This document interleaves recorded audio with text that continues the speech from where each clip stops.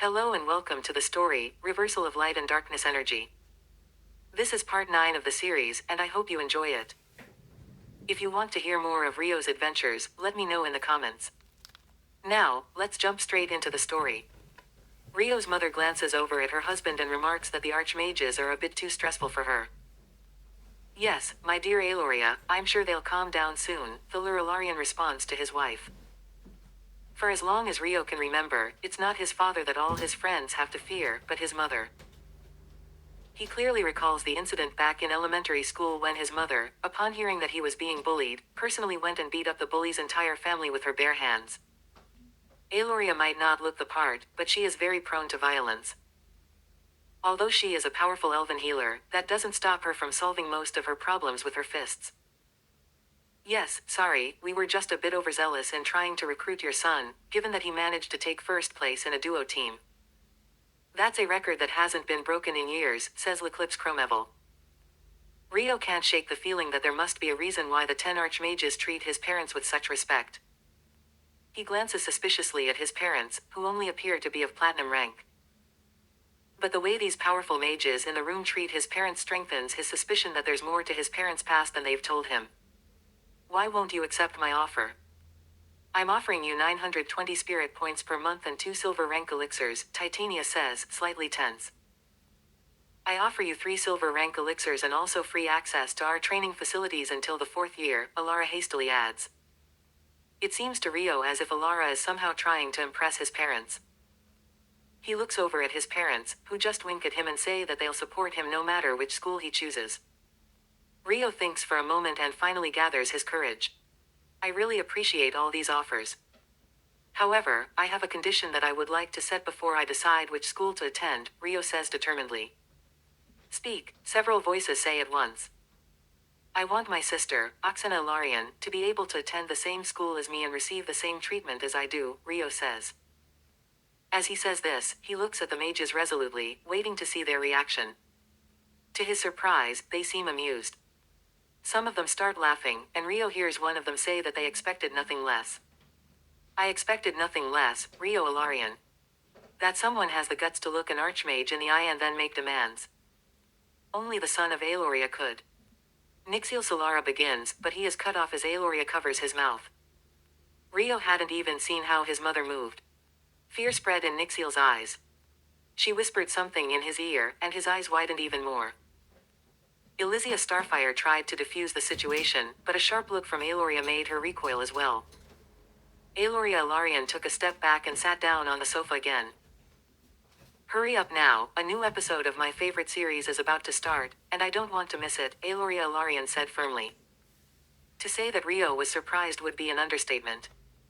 He couldn't begin to understand why his mother could be so unbelievably bold towards such powerful mages. The Lur, on the other hand, was much more elegant and polite to the archmages, but he also expressed his impatience. This led to the 10 archmages quickly piling up their offers, urging Rio to make his decision. The offers increased from silver rank elixirs and free access to their training facilities to multiple gold rank elixirs.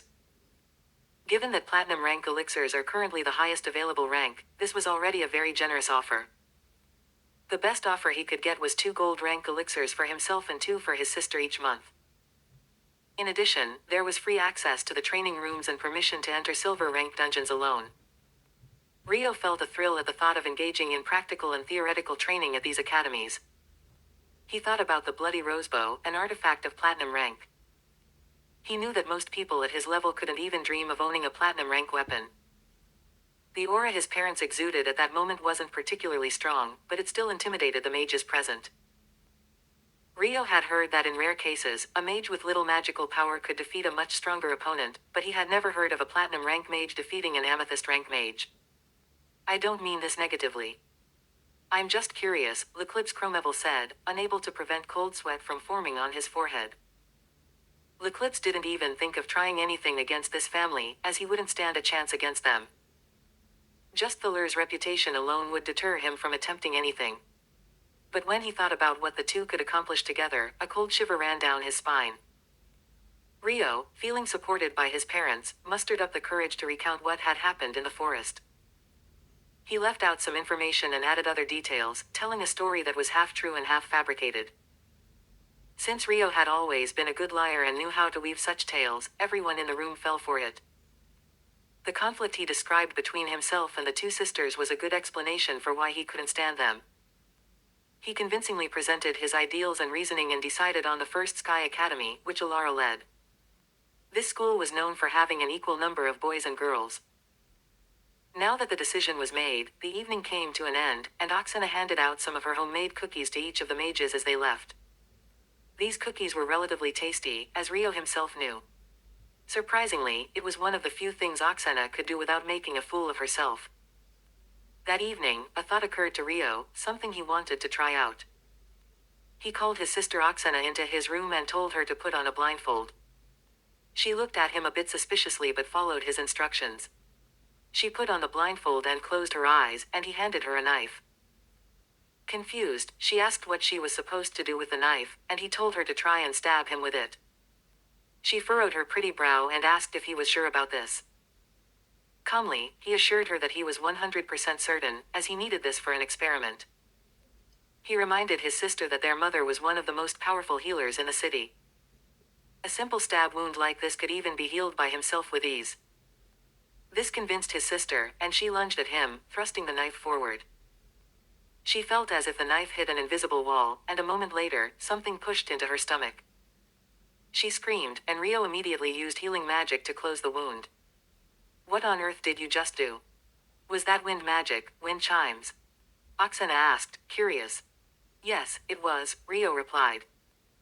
You're really impressive, mastering wind magic so quickly, even though it's the weaker of your two elements, Oksana said, full of admiration for her older brother.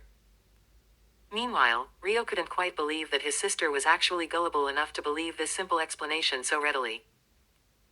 Rio had just feeling that his little sister really is an airhead. Rio realized that what he had actually used was his talent, reversal, at the exact moment he would have been injured.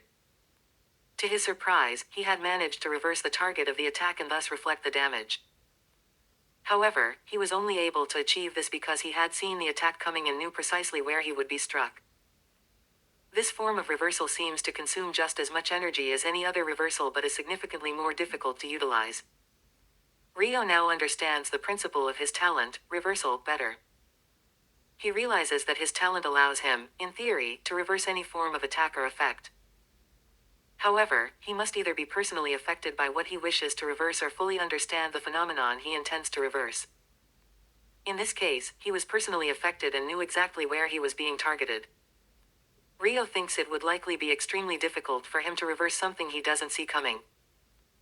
This ability to reflect an attack that he fully understands onto an attacker he must see will undoubtedly prove very useful in the future. Rio removes the blindfold from his little sister and tells her that it was a nice evening, but it's getting late and she must be tired. Happily, she bids her brother goodnight and goes to her room. She quietly and almost inaudibly locks her door and sits at her desk. There, she inserts a mechanical pencil lead into an empty drawer from below.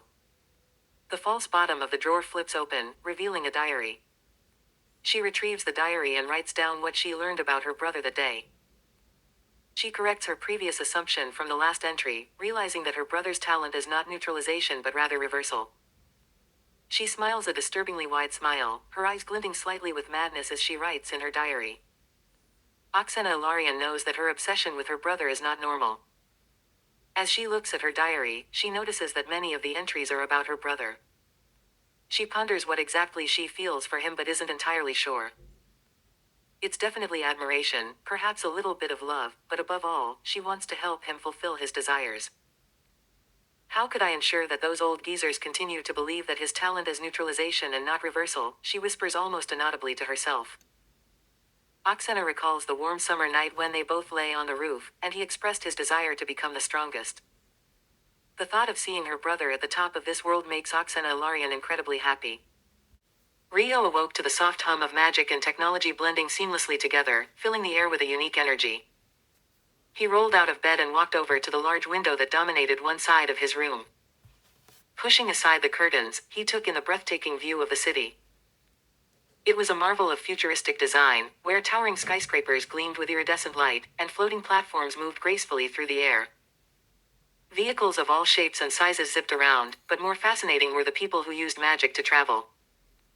A man perched calmly on a stone slab, gliding through the sky with ease, using earth magic to propel the rock. Another figure manipulated the wind around him, creating powerful gusts that sent him soaring from place to place, the air swirling in intricate patterns as he moved. Not far away, Rio spotted someone enveloped in a cloak of darkness, bending gravity itself so that they fell effortlessly in the direction they wished to go. After a moment of watching the scene, Rio pulled himself away from the window and began getting dressed. He slipped into his usual attire, a mix of practical and stylish clothing, designed to blend in with the city's magical and technological landscape. With a final glance at the mirror, he headed toward the door. As he stepped into the hallway, his younger sister, Oksana, was already there, waiting for him with a bright smile on her face. She was always the early riser, full of energy and excitement for the day ahead. Rio gave her a nod, and together they walked toward the kitchen. Entering the kitchen, Rio immediately noticed the soft thudding sound coming from the window. He turned to see an iron rank monster, a large, buzzing bee, desperately throwing itself against the glass. The creature's efforts to break through were futile, its stinger barely made a scratch on the reinforced window. Rio knew it was a low-level threat, the kind that didn't require any real attention. The bee was so weak that a single blow would be enough to end its miserable existence. These dumb bee monsters occasionally found their way into the city, but they were more of an annoyance than anything else. With a dismissive glance at the frantic creature, Rio turned his attention back to Oksana, who was already rummaging through the cupboards, searching for breakfast. They both sat down at the dining table as their parents, Teil and Aloria, joined them. The family spent a few quiet moments together, chatting about the day ahead. Rio's mind, however, was already drifting to the new challenges and opportunities that awaited him at the Sky Academy. He could feel the excitement building within him. Today marked the beginning of a new chapter, one where he would delve deeper into the world of magic and its mysteries. As Rio finished his breakfast, Oksana looked at him with concern in her eyes. "Rio, where are you going today? You're not planning to go to the wilderness alone, are you?" she asked, her voice filled with worry. Rio smiled at his younger sister. "Yes, I am. But don't worry, Oksana. I'll be fine. I'm not as powerless as I look," he said, his tone light but reassuring. Oksana frowned, clearly not convinced. "Let me come with you. It's dangerous out there. You might need help." Rio shook his head gently, placing a hand on her shoulder. "I appreciate it, but I need to do this on my own. I'll be careful, I promise." Both Teil and Aloria, their parents, exchanged a knowing glance and smiled softly. They could sense Rio's true strength, even if Oksana couldn't fully grasp it. At copper rank, Rio's physical strength and endurance were beyond that of any ordinary human. His agility and speed were also enhanced due to his mastery of wind magic, giving him an advantage over others of his rank. But what truly set him apart was his ability to reverse exhaustion into stamina, a secret power he kept hidden from everyone, even his parents. This ability allowed him to push his body beyond its normal limits, replenishing his energy at the cost of depleting his body's natural resources. It wasn't without risk, but Rio knew how to manage it. Still, it was something he kept to himself, a secret weapon that he wasn't ready to reveal. "Don't worry about me," Rio said with a confident smile, turning his back to his family. "I'll be back soon." With that, he bade them farewell and left the house. He made his way through the bustling streets of the city, eventually boarding a public transport vehicle that would take him to the city walls. The vehicle, a sleek, hovering bus, sped through the air, bypassing the crowded streets below. As it traveled, Rio's mind wandered to the journey ahead. When he arrived at the massive city wall, he was awestruck once again by its sheer size. The wall stood a towering 100 meters high, built of pure steel and reinforced with powerful magic. It was a formidable barrier, protecting the city from the dangers lurking in the wilds beyond. There were only a few heavily guarded exits, and Rio headed toward one of them. Before reaching the gate, Rio activated a simple illusion spell, using a combination of wind and light magic to distort his voice and blur his appearance slightly. He wasn't skilled at illusions, but this basic trick was enough to ensure that no one would recognize him. He had only cast the spell upon arriving at the wall, not wanting to arouse suspicion back at home. Approaching the gate, Rio handed over his identification. The guards barely glanced at him, though a few appeared momentarily puzzled by his appearance. Most, however, paid him little attention. Satisfied with the cursory check, they waved him through. As Rio stepped out onto the other side of the wall, he was greeted by the vast, untamed wilderness that stretched as far as the eye could see. The dense, ancient forest was teeming with life and danger, a stark contrast to the safety of the city behind him. The capital of the Sky Kingdom was nestled between two massive mountains, and surrounding those peaks was a jungle so thick it seemed to swallow the horizon.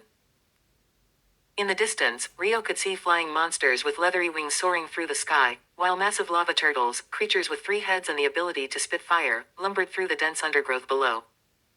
The sight of these creatures only fueled Rio's determination. He wasn't here to sightsee, he had a mission.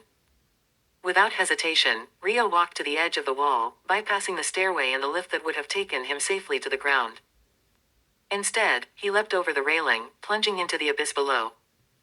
The wind roared past him as he fell, but Rio remained calm. Just before he hit the ground, he channeled his wind magic, creating a powerful gust that slowed his descent, allowing him to land gracefully on his feet. He couldn't fly, not yet, but he could certainly control his fall. It was one of the many advantages of being a wind mage. As he straightened up, Rio looked out at the dense jungle before him. He was ready to face whatever challenges awaited in the wilds, confident in his abilities and eager to test his limits. Rio stepped deeper into the forest, the towering trees around him casting long, dark shadows. The trees, some stretching over 50 meters into the sky, created a canopy so thick that only faint rays of sunlight pierced through, creating a dim, eerie atmosphere.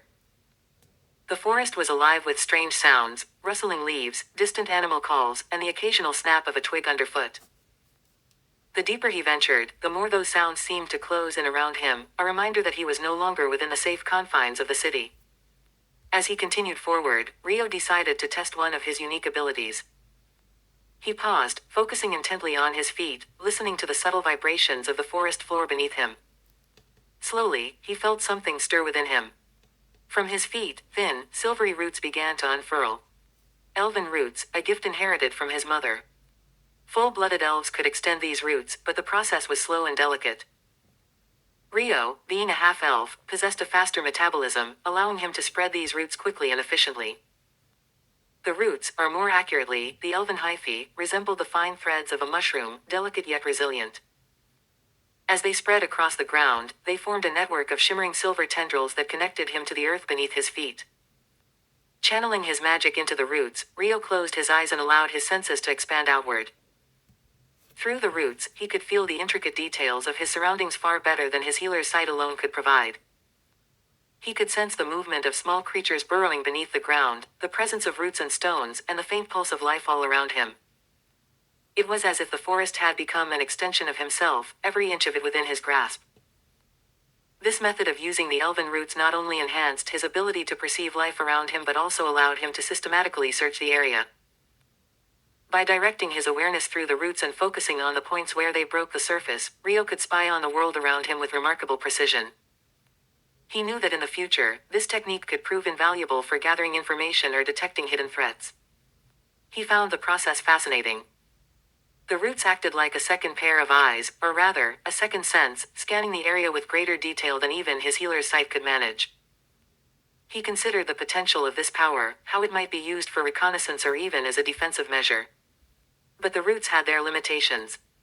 When Rio lifted his foot to take another step, the delicate roots snapped and began to wither almost instantly. The severed hyphae crumbled to dust within moments, leaving no trace of their existence. It didn't hurt, but it was a shame, as growing the roots anew would take time and effort. Still, Rio was satisfied with his experiment. The elven roots had done exactly what he'd hoped, and he knew they would serve him well in the future. Pleased with the success of his experiment, Rio continued deeper into the forest, the air growing thicker and the sounds of the wild growing louder. Suddenly, he caught sight of something moving swiftly through the underbrush, a monster, headed straight for him. It was an iron rank bee, its wings buzzing furiously as it charged toward him with lethal intent. Rio didn't flinch as the creature closed in. He simply raised his hand, palm outstretched, and waited. The bee, with its stinger poised, slammed into his black and gold armor, trying to pierce through to his flesh. But the armor held firm, and Rio couldn't help but chuckle softly under his helmet. Even without the armor, the bee's venom wouldn't have posed much of a threat to him. As the bee struggled in vain against his armor, Rio activated his unique ability. Reverse healing. Concentrating, he directed the energy into his hand, and even through the metal of his gauntlet, the effect was instantaneous. The bee's life force was drained away, its vitality stolen by the touch of death that Rio had unleashed. With a final, weak buzz, the bee collapsed, lifeless. As it fell, Rio watched as the silver elven roots extended from his armor, snaking out to envelop the dead insect. The roots wrapped around the bee, absorbing its remaining essence as they intertwined over its lifeless body. Rio stood still for a moment, watching as the roots retracted back into his armor, leaving nothing behind but the memory of the encounter. It was a subtle display of power, but one that left Rio feeling more confident in his abilities. He was ready for whatever the wilderness had in store for him. As Rio ventured deeper into the dense forest, the sounds of the wilderness grew louder, the buzz of insects and the rustle of unseen creatures filling the air. Suddenly, a low hum grew in intensity around him. He looked up and saw what he had hoped to avoid, a swarm of iron-rank bees, thousands of them, their wings beating furiously as they converged on him from all directions. As the bees continued their relentless assault, Rio's mind began to wander, analyzing the situation with cold calculation. He mused over the energy dynamics of these creatures. If he had been a mere human, or even a young, inexperienced half-elf, he would have needed to consume 1,000 of these bees just to rise from level 0 to level 1. But now, standing on level 2, at the copper rank, he realized the absurdity of the numbers. To achieve any significant power increase at his current level, he would need to consume at least 10,000 of these insects, if not more. The thought made him sigh inwardly. The energy efficiency of absorbing these bees was painfully low, especially considering the effort it would take to gather and consume so many. The life force they offered was simply too weak to provide a meaningful boost to his power. Instead, the process felt like eating a snack, something momentarily satisfying but ultimately insignificant. But the sheer number of bees buzzing around him was starting to grate on his nerves. Their constant buzzing and stinging, though harmless, was irritating. He decided to end it. Raising his hand, he snapped his fingers, a small but decisive gesture that triggered his power. Instantly, reverse healing surged from within him, spreading outwards in a shockwave of dark energy. The air around him shimmered as a wave of death radiated from his body, a wave that turned life into death in the blink of an eye. The bees were caught in the wave, their life force ripped from their bodies in an instant. Rio watched as the green-gold energy of the bee's life force coalesced into shimmering threads, streaming toward him. The energy infused his body, causing it to glow briefly in the same green-gold hues before fading. The bees, now lifeless, dropped from the sky in droves, their tiny bodies thudding softly onto the forest floor. He stood still for a moment, letting the silence settle around him as the last of the bees hit the ground. The elven roots, sensing the proximity of the dead, unfurled from his armor once again. They reached out and swiftly enveloped the fallen bees, absorbing their lifeless forms into the earth. Within moments, the swarm had been reduced to nothing, their bodies consumed by the roots as Rio stood unscathed. The entire process took about 30 seconds, from the initial swarm to the last bee's demise. Rio couldn't help but feel a twinge of disappointment at the effort it took to deal with such insignificant creatures. But at least the swarm was gone, and he had gotten something out of it, even if it was only a small amount of energy. With the nuisance dealt with, Rio continued on his way, pushing deeper into the forest. The dense foliage closed in around him once more, and the sounds of the forest resumed as if nothing had happened. Rio moved deeper into the forest, his senses heightened as he ventured further into the unknown. The dense foliage and towering trees created an almost oppressive atmosphere, and the strange sounds of the forest filled his ears. His footsteps were nearly silent as he carefully made his way through the underbrush, alert to any signs of danger. Suddenly, a low growl echoed through the trees, and Rio froze in place. From the shadows emerged a blizzard wolf, a massive creature 5 times the size of a normal wolf, with fur as white as freshly fallen snow. Its eyes glowed an icy blue, and its breath misted in the air, freezing everything in its path. The wolf let out a ferocious snarl and released a blast of freezing air from its mouth. The icy breath shot toward Rio, freezing the ground where he had just been standing. He quickly leapt to the side, pushing off a nearby tree trunk and narrowly avoiding the deadly attack. The air around him grew colder, and frost began to form on the leaves and branches. Rio knew he had to act fast. He continued to dodge the wolf's relentless attacks, using the trees as cover and propelling himself from one trunk to the next with his enhanced agility. The cold gnawed at him, and he could feel the chill creeping into his bones. Just as Rio was about to close the gap, the wolf unleashed another torrent of icy breath. He barely avoided it, the freezing blast passing just inches from his face. Knowing he couldn't keep this up forever, Rio decided it was time to end the fight. He reached for his bow, the bloodied rose. This weapon, once cursed and malfunctioning, had originally used the blood of its wielder to form arrows. However, Rio had reversed its curse, transforming it into a formidable tool that now functioned correctly. He used a ring he wore to convert life energy into arrows. Rio summoned an arrow, watching as it materialized from the life force he had gathered. The arrow initially glowed with a golden white light, resembling flames, but with his reversal ability, it shifted into deep blackness, embodying death magic. With a steady hand, Rio aimed at the heart of the blizzard wolf and released the arrow. It flew through the air with deadly precision. Upon impact, the wolf let out a pained howl as its heart seized, overwhelmed by the death magic. Yet, even in its final moments, the wolf lunged forward, slashing at Rio with its massive claws. The impact sent Rio flying through the air. He crashed through a young tree, snapping it in half as he hit the ground. The pain shot through his body, but he quickly pushed it aside, focusing on the fact that the blizzard wolf had finally fallen. As its massive form lay still, Rio's elven roots instinctively extended from his body, drawing in the last remnants of the wolf's energy. Panting, Rio rose to his feet, wincing slightly from the impact. The fight had been tougher than he anticipated, but he was still standing. He approached the wolf's body, his elven roots absorbing the remaining life force, though it was nowhere near enough to help him ascend to the next rank. Rio knew he would need to find stronger foes to truly grow in power. But for now, he took a moment to catch his breath, scanning the forest for any new threats. The battle had drawn attention, and he needed to stay vigilant. Reversal of Light and Darkness Energy 6. Rio focused his energy on the elven roots extending from his body. He directed them carefully, allowing the roots to envelop the blizzard wolf's carcass. The roots, thin and almost translucent, began to decompose the flesh of the monster, breaking it down into a formless, unappetizing mush. Rio deliberately avoided watching the process, finding the sight too unpleasant. Instead, he turned his gaze elsewhere, feeling a faint unease in his gut. As the roots worked their way through the monster, Rio's senses picked up on a new disturbance. He heard rustling behind a tree about 30 meters away. Using his healer's sight, he peered through the dense foliage and spotted a young woman standing there. Her heart beat rapidly, and she appeared visibly nervous. She peeked out from behind the tree, her eyes flickering in his direction. Her anxiety was palpable, and it was clear she was aware that he had noticed her. When their eyes met, she hesitated for a moment, then stepped forward, realizing hiding was futile. Rio took in her appearance. She had long, dark green hair and striking red eyes. Her armor was unconventional, a scanty, revealing ensemble that covered only her arms and shoulders while exposing much of her torso. The armor around her waist resembled more of a loincloth than protective gear, leaving her stomach and sides bare.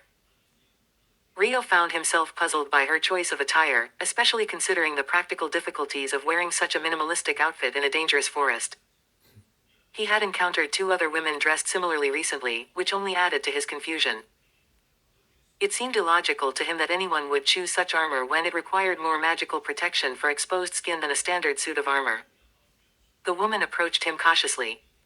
Despite her revealing attire, she was a formidable presence. Rio could sense that she was a level 2 mage, slightly stronger than he was, though she was in the middle of that rank, making her roughly 5 times more powerful than him in terms of magical strength.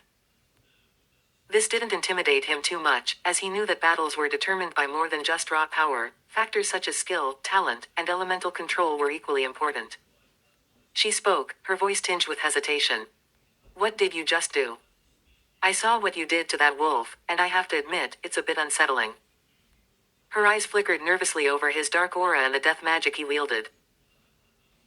"I was hoping to team up with someone. I've seen death magic only a few times, and it's always been through armor. I don't have a healer with me who can counteract it with life magic, and if you decided to use it against me, it would be very dangerous." Rio considered her words. She proposed a partnership to clear out a dungeon known as the Dungeon of Lost Souls, which intrigued him. It was a significant opportunity, and he weighed the potential benefits of such an alliance against the risks involved. With a distorted voice emanating from his helmet, Rio inquired, "What's in it for me if I join you in exploring this dungeon?" The woman, despite carrying two imposing swords on her back, appeared somewhat apprehensive. She took a deep breath and explained, "I'm an earth mage, skilled in close combat, but I lack someone to support me from behind. I need certain resources from this dungeon. I need 600 spirit points to save my father." Rio raised an eyebrow, a gesture unseen beneath his helmet. The darkness surrounding him seemed to intimidate her, and she hesitated, contemplating leaving. Noting her uncertainty, Rio spoke up, "I can help you, but keep in mind, I have my own methods for dealing with the remains of the monsters. We'll earn the 600 spirit points you need, and I'll handle other tasks within the dungeon." Her eyes lit up with hope, and she gazed at the figure in the black and gold armor.